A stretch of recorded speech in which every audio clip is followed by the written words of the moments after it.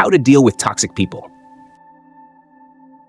Have you ever felt like you're carrying the weight of the world on your shoulders, trapped in relationships that drain you, or caught in patterns that seem impossible to break? What if I told you that the key to breaking free lies within a simple but powerful Buddhist teaching: detachment? In this video, we're going to dive deep into one of the most profound practices in Buddhism, which holds the secret to transforming your relationships, your inner peace, and ultimately, your life. But detachment is not what you think it is. It's not about withdrawing. It's not about abandoning people. It's about finding the strength to let go of the things and people that no longer serve you. Imagine a life where you can finally release the expectations, the toxic attachments, and the emotional baggage that hold you back. This is not just a teaching, it's a game changer. Watch until the end, because what you'll learn here today could be the first step towards the freedom and peace you've been seeking. 1. The nature of toxins from a Buddhist perspective. In the teachings of Zen, we are often reminded that every action, word, and thought we encounter is a reflection of the inner state of the person behind them. Much like the still waters of a pond that are disturbed by a single stone, the toxic behaviors we experience are born from deep, unresolved turmoil within the individual. Toxicity is not something we encounter by chance. It is the natural outpouring of inner suffering that is yet to be addressed or healed. The Buddha often spoke of the mind as being like a calm lake, but one filled with illusions, desires, and unacknowledged pain can easily turn that lake turbulent. Similarly, when a person's mind is filled with unresolved suffering, be it grief, anger, jealousy, or despair, that pain inevitably spills out into the world around them, affecting everyone they come into contact with. Toxic individuals, much like ripples in a pond, spread their hurt to others, leaving behind a trail of disruption and sadness. But what can we do when faced with this negativity? Our instinct may be to fight back, to react with anger or frustration, to stand up for ourselves. But Buddhism teaches us that responding in kind, responding with anger, hatred, or resentment, only perpetuates the cycle of suffering. The Buddha's teachings invite us to look deeper, to recognize that their behavior is a reflection of their inner turmoil. It is not personal. It is not an attack on us. It is simply the outflow of their own unhealed wounds. A profound story from the life of the Buddha offers a beautiful illustration of this perspective. One day, a man approached the Buddha, furious and filled with hatred. He shouted insults at the Buddha, calling him every terrible name. The Buddha, without a hint of anger, calmly asked him, "If someone offers you a gift, but you refuse to accept it, to whom does the gift belong?" The man, puzzled, replied, "It would belong to the person who offered it." The Buddha smiled gently and said, "So it is with your anger. You have offered it to me, but I refuse to accept it. Therefore, it remains with you." In this simple exchange, the Buddha teaches us a powerful lesson. We cannot control others, nor can we change their inner state, but we can choose how we respond. By refusing to take their anger or toxicity personally, we free ourselves from the grip of their suffering. This act of non-attachment is a powerful form of self-protection. It is not coldness or indifference, but a deep, compassionate understanding that their behavior arises from their own pain and not from any failure or flaw on our part. As we walk through life, we must learn to see toxic behavior not as an external force attacking us, but as a reflection of the pain within others. This understanding, the Buddha teaches us, is the key to developing compassion. Compassion does not mean allowing others to hurt us, nor does it mean tolerating harm. Rather, compassion is the ability to acknowledge their pain without letting it affect our peace of mind. We can think of this understanding as the lotus growing in the mud. The lotus does not ask for the mud to disappear, nor does it fight against it. Instead, it rises above the mud, blooming in beauty and purity despite the surrounding darkness. So too must we rise above the toxic behavior of others, understanding that their suffering is not a reflection of who we are, but of who they are.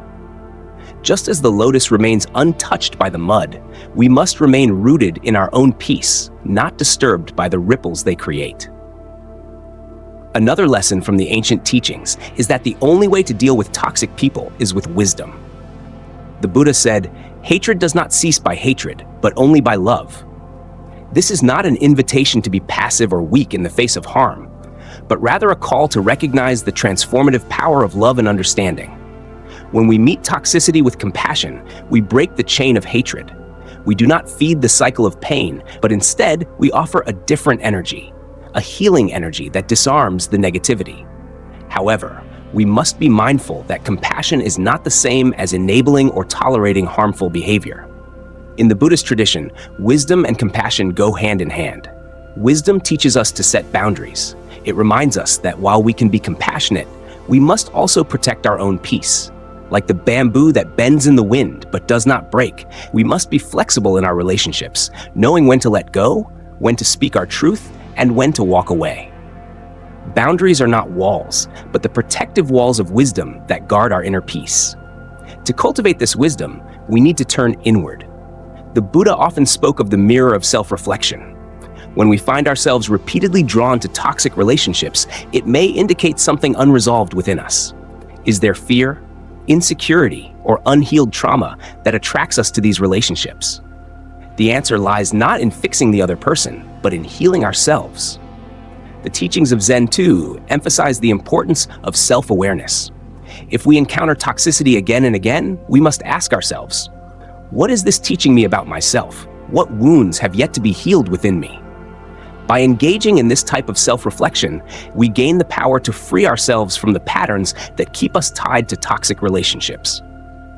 Finally, the highest teaching on dealing with toxicity in Buddhist philosophy is the practice of detachment. This is perhaps the most difficult lesson to embrace, especially when we care deeply for someone. But detachment is not about indifference. It is about recognizing that our well-being does not depend on the behavior of others. When we let go of the need to fix or control toxic people, we free ourselves from the burden of attachment. Letting go is not giving up. It is an act of trust. It is trust in ourselves, in the other person, and in the flow of life. The Buddha taught that attachment is the root of all suffering. We suffer because we cling to expectations, to people, and to outcomes. But when we release that attachment, we find peace. Just as a flower must let go of the seed in order to bloom, we must release our attachment to toxic relationships in order to grow. In the end, the greatest transformation we can experience is not in trying to change others, but in mastering our own hearts. We must cultivate wisdom, compassion, and mindfulness in order to rise above the ripples of toxicity and bloom, like the lotus, in the purity of our own peace. This is the true path to freedom and joy, not only for ourselves, but for those around us as well. As we walk this path, let us remember, the ripples of toxicity may surround us, but they cannot touch us unless we allow them to. Through understanding, compassion, and wisdom, we can rise above the mud and bloom in the light of our own peace. 2.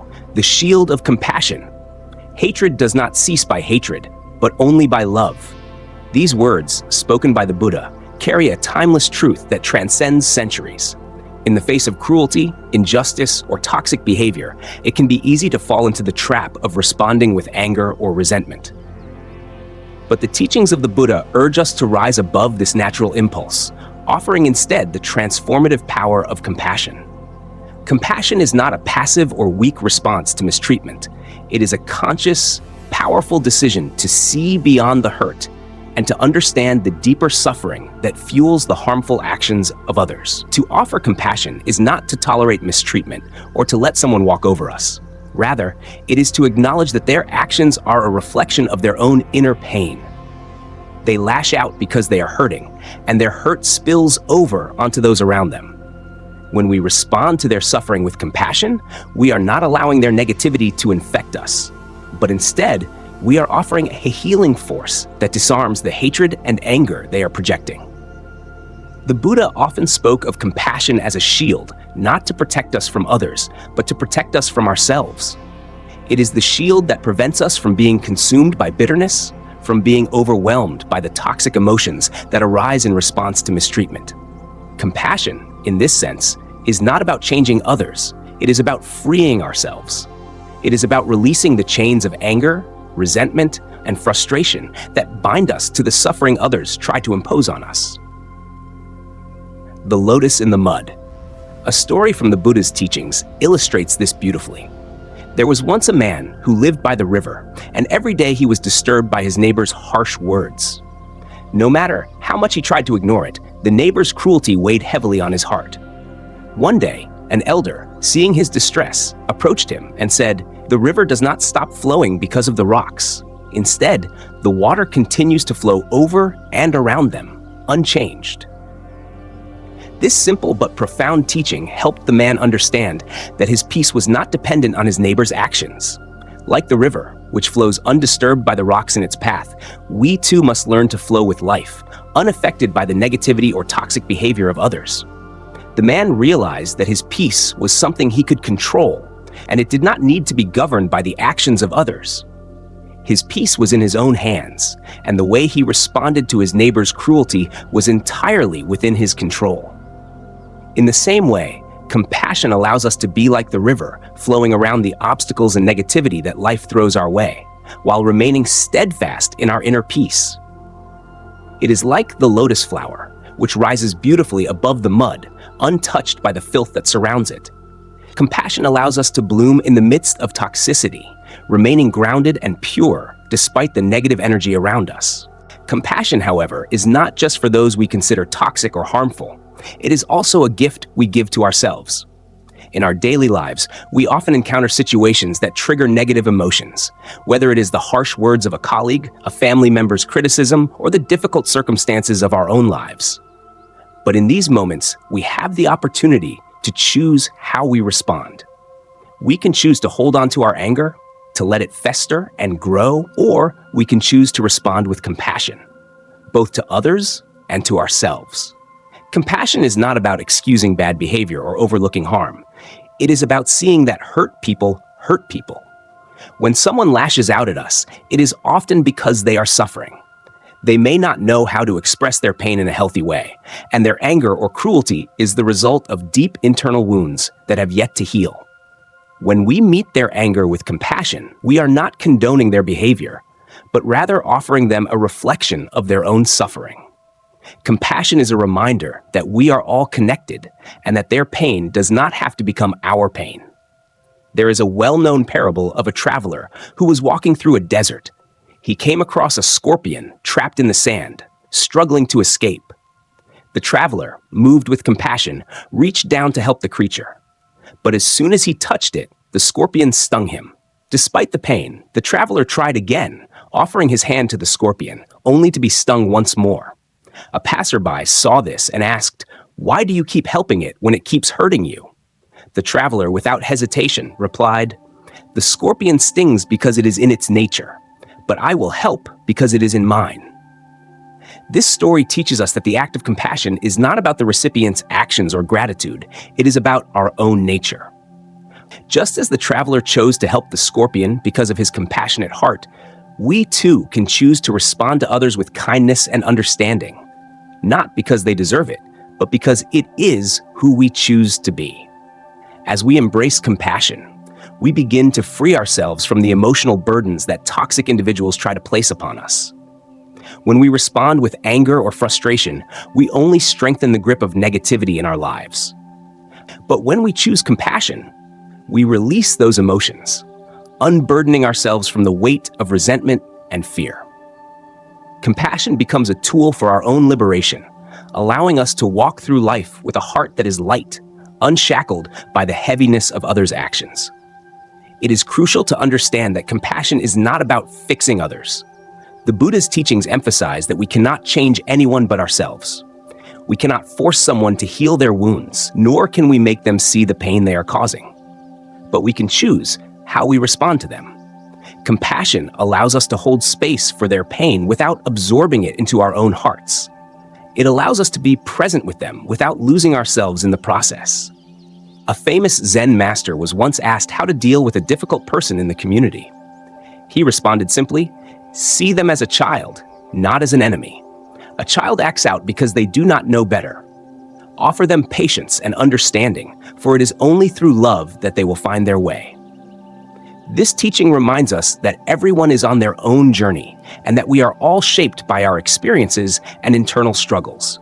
When we look at others through the lens of compassion, we begin to see them as more than their behavior.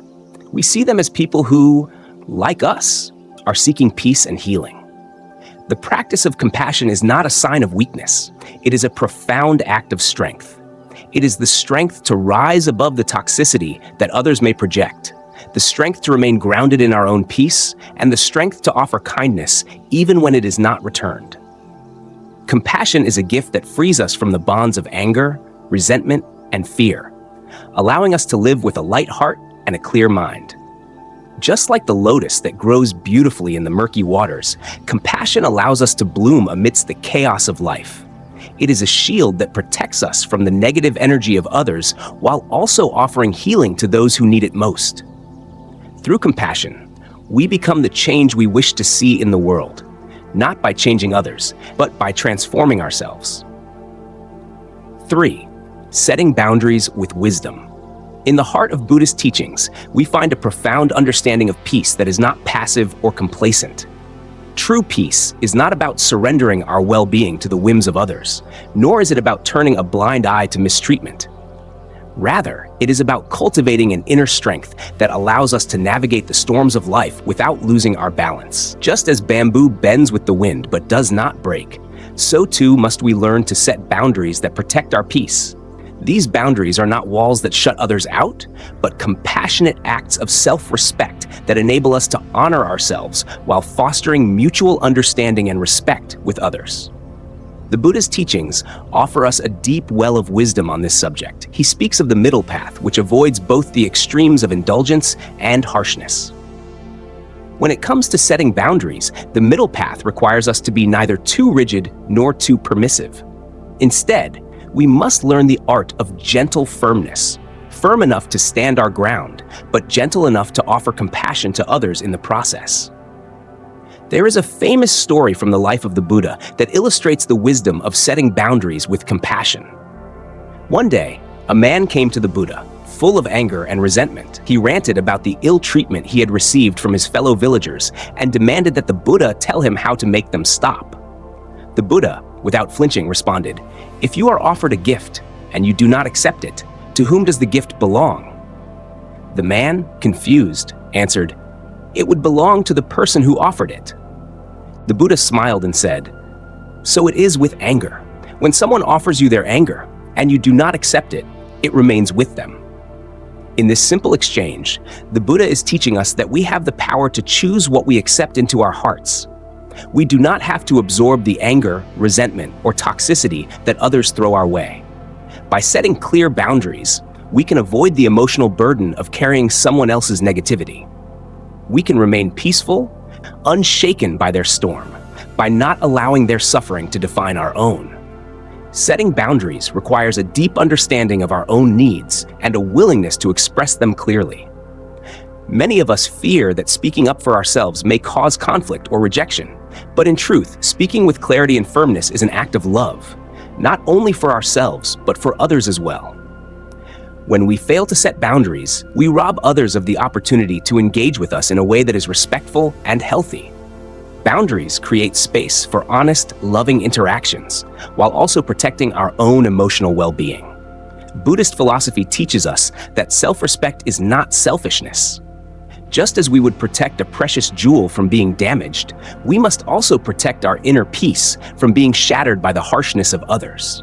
This is where wisdom comes in. Wisdom allows us to set boundaries not out of fear or defensiveness, but from a place of deep self-respect and compassion. It allows us to see that by honoring our own needs, we are teaching others how to honor us as well. A Zen monk once shared, "When the wind is too strong, the bamboo sheds its leaves. It does not break. You must know when to let go." This teaching invites us to reflect on our own lives.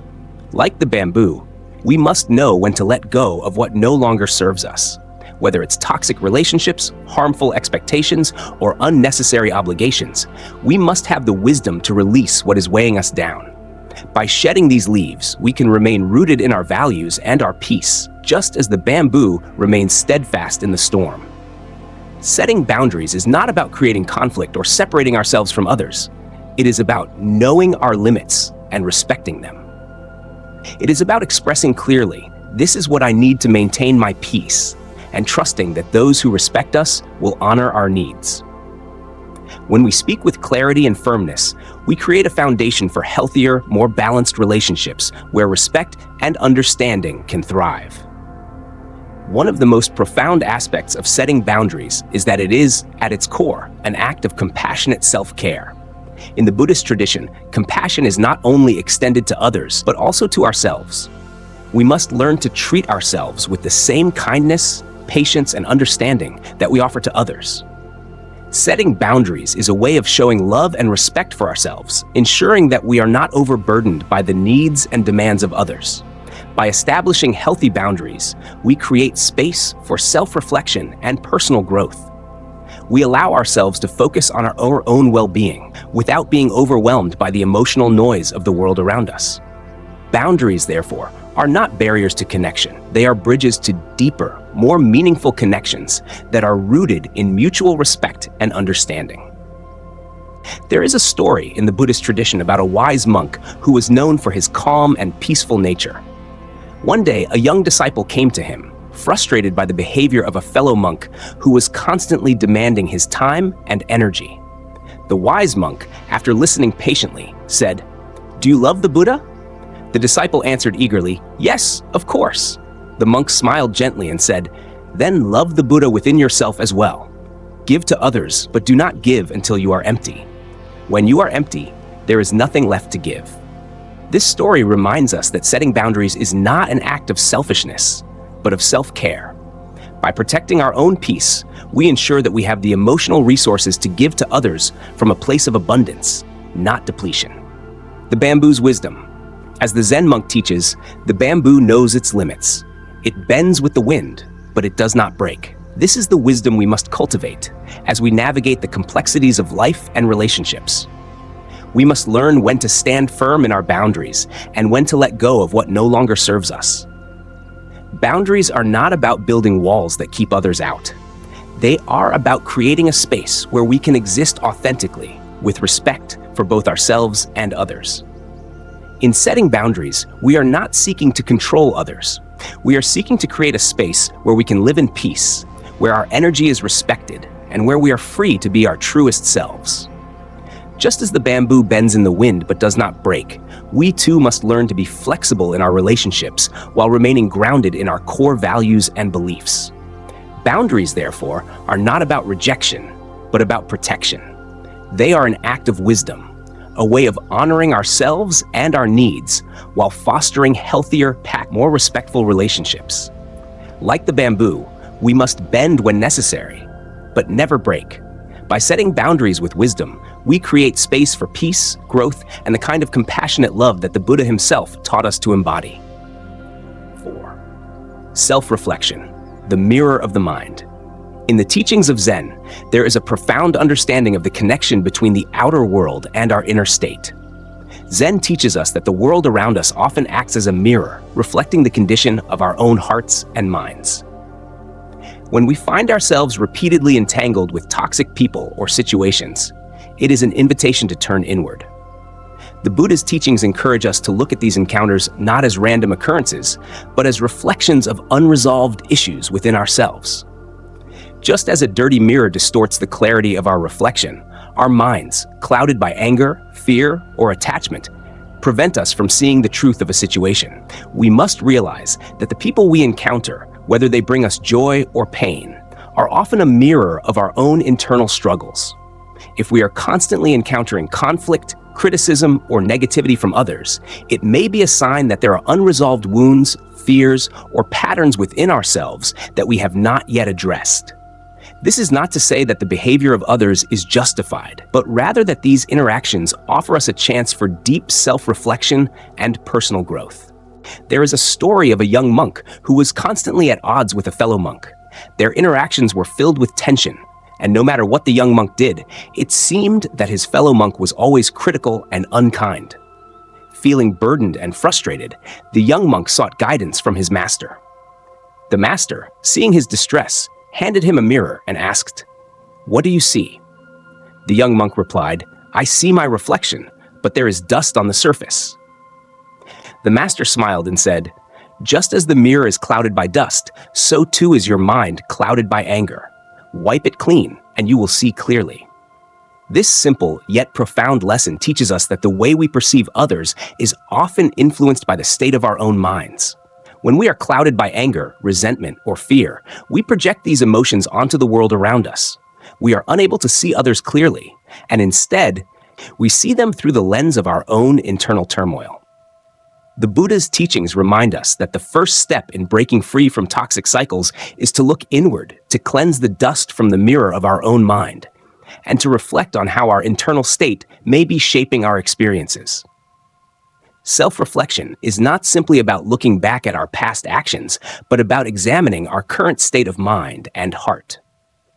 It is about looking at the patterns in our relationships and asking ourselves why we continue to attract certain types of people or situations.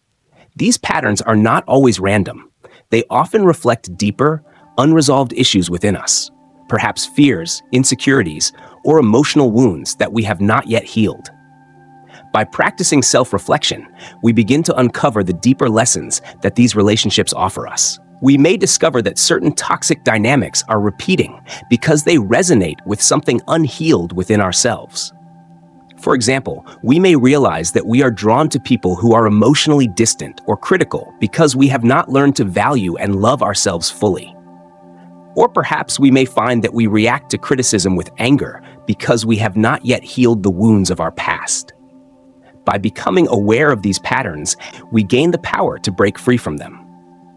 In Buddhism, mindfulness is the key to self-reflection. It is through mindful introspection that we begin to see clearly. Just as a clouded mirror cannot reflect an accurate image, a mind clouded by negative emotions cannot see the truth of a situation. Through meditation, mindfulness, and self-awareness, we can cleanse the mirror of our minds, allowing us to see others and ourselves more clearly. There is another story of a wise Zen master who had a disciple who constantly struggled with feelings of inadequacy. No matter what he achieved, he always felt as though he was falling short. One day, the disciple asked the master for guidance. The master took him to a still pond and asked him to look into the water. "What do you see?" the master asked. The disciple replied, "I see the reflection of the sky, the trees, and myself." The master then threw a small stone into the pond, causing ripples to distort the reflection. "Now, what do you see?" "I see the distortion," the disciple replied. "The image is no longer clear." The master smiled and said, "Just as the water's reflection becomes distorted with the ripples, so too does your mind become clouded with your doubts and insecurities. When you clear your mind, you will see clearly." This story teaches us that, much like the water in the pond, our minds are clear when undisturbed by the ripples of negative emotions. When we are caught up in self-doubt, anger, or fear, our perception of ourselves and others becomes distorted. The practice of self-reflection helps us to see through the ripples of emotional turmoil, bringing us back to clarity. To break free from the toxic cycles we find ourselves in, we must first recognize that these relationships are not merely the result of the actions of others, but often reflect unresolved issues within ourselves. This recognition is the beginning of liberation.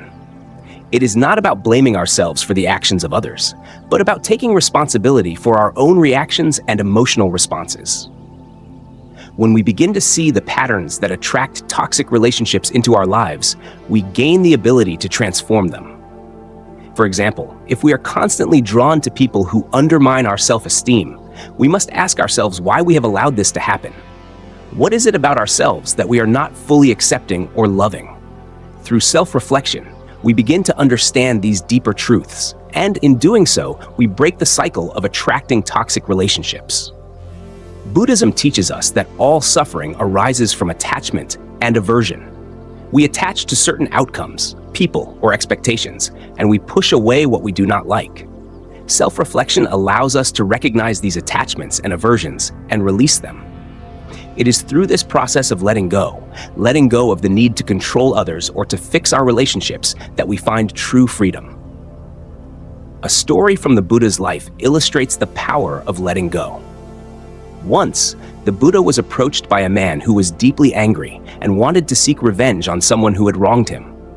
The Buddha asked the man, "If you carry a hot coal in your hand with the intent to throw it at someone else, who will be burned first?" The man, realizing the truth, replied, "I will be burned first." The Buddha smiled and said, So it is with anger. When you carry anger in your heart, it is you who suffer first. Let go of the coal, and you free yourself from its burn.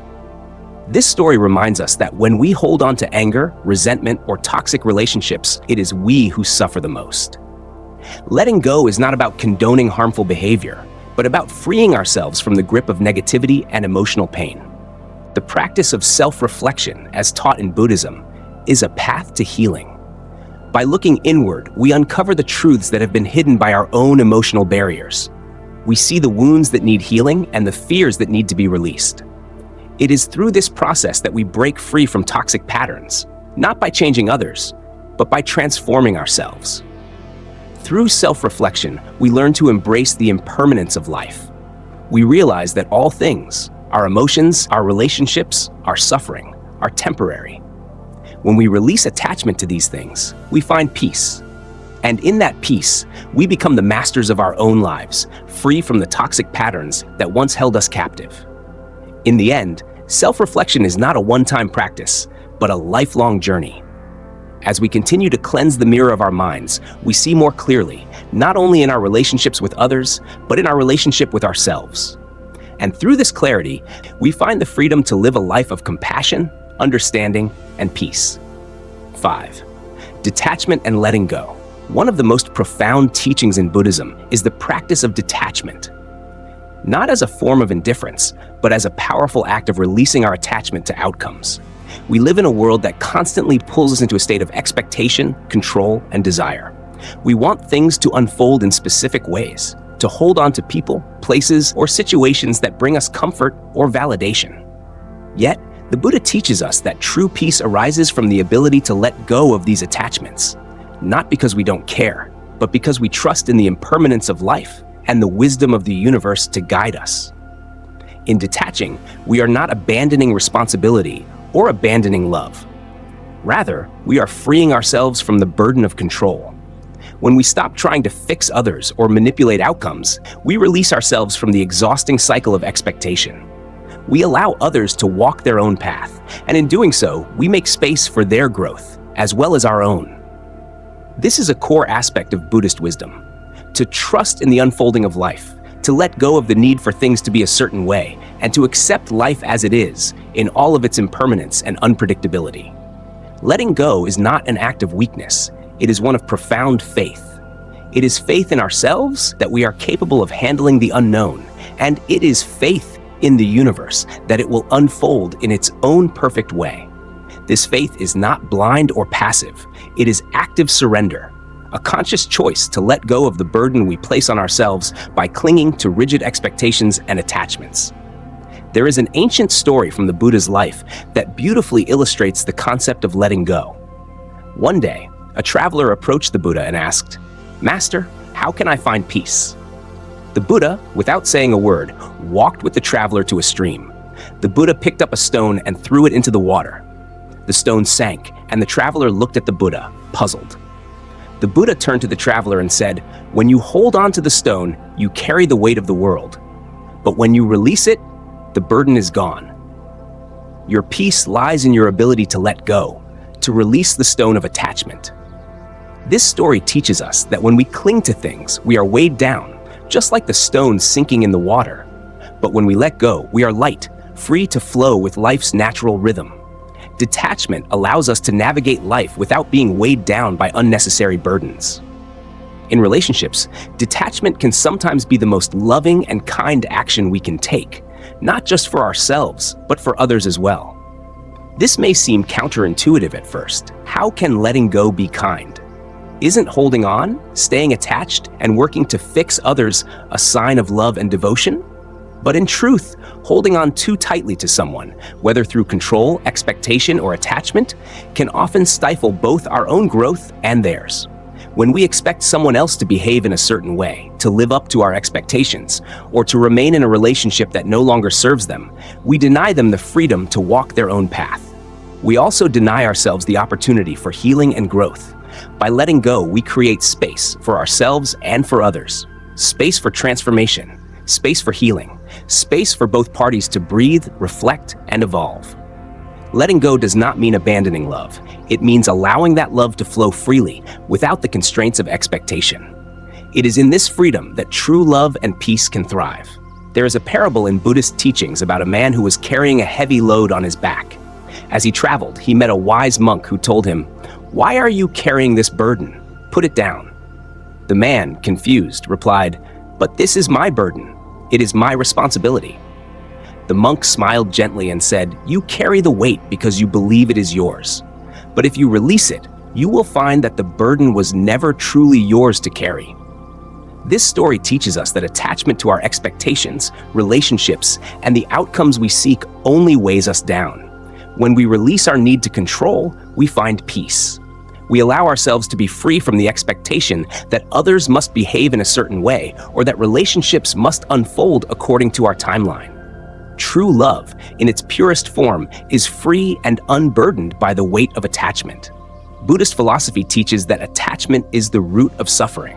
We suffer because we cling to things, our desires, our relationships, our outcomes, and when those things change or are taken away, we experience pain. The practice of letting go is a direct antidote to this suffering. It is the path to freedom, the key to releasing the chains of our desires and expectations, and ultimately to finding peace. But detachment is not indifference. It is not about withdrawing from the world or becoming apathetic. It is about engaging fully in life, but with a sense of awareness and freedom. It is about loving deeply, but without attachment. It is about caring for others without expecting anything in return. Letting go is an act of wisdom, an understanding that we cannot control everything, and that in our acceptance of life's flow, we find peace. A bird cannot teach a fish to fly, nor can a fish teach a bird to swim. This Zen saying beautifully encapsulates the essence of letting go. We must recognize that some paths are not meant to intertwine for long. Some relationships are temporary, some lessons are brief, and some people are not meant to be in our lives forever. Letting go of these attachments is an act of profound wisdom. It is the realization that our journey is unique, and we must trust that everyone will find their own way in their own time. In letting go, we release not just the people or situations we are clinging to, but also the weight of our own expectations. We free ourselves from the burden of trying to control outcomes, of demanding that things unfold the way we think they should. By surrendering to the flow of life, we embrace the beauty of impermanence and trust that what is meant for us will come, and what is not will fall away. Letting go is not just about relinquishing control. It is an act of faith. Faith in ourselves, in others, and in the universe. It is the belief that we are capable of moving forward, that we are capable of healing, and that we are capable of embracing whatever comes next. When we let go, we make space for new beginnings, for new experiences, and for growth. We release the past and allow the future to unfold in its own time. Through letting go, we also open ourselves to the beauty of the present moment. We stop clinging to the past or worrying about the future. Instead, we live fully in the now, embracing whatever life brings our way with open arms and an open heart. In a famous Buddhist story, a monk was crossing a river with a fellow traveler. The traveler, unable to swim, struggled to stay afloat. The monk, without hesitation, helped the traveler across, carrying him on his back. Once they reached the other side, the traveler asked, "Why did you carry me? Now that we are safe, I can walk on my own." The monk smiled and said, "I carried you across the river, but you are still carrying me in your mind. Let it go." This story reminds us that we often carry the past with us long after it is gone. Letting go allows us to move on, to leave behind the emotional burdens we have been carrying, and to embrace the freedom of the present. Letting go is the key to living a life of peace, freedom, and love. It is the path to releasing the unnecessary weight we place on ourselves and others. Through the practice of detachment, we make space for healing, growth, and transformation. In the wisdom of letting go, we discover the true meaning of freedom. You've seen how letting go can change everything, from the way we relate to others to the way we view ourselves. But let me tell you this, it's not just about walking away from toxic people or situations. It's about unlocking your true potential, a potential that lies dormant when we are weighed down by attachments. The wisdom of Buddhism teaches us that detachment is the path to freedom, not by cutting ourselves off, but by releasing the emotional and mental chains that bind us.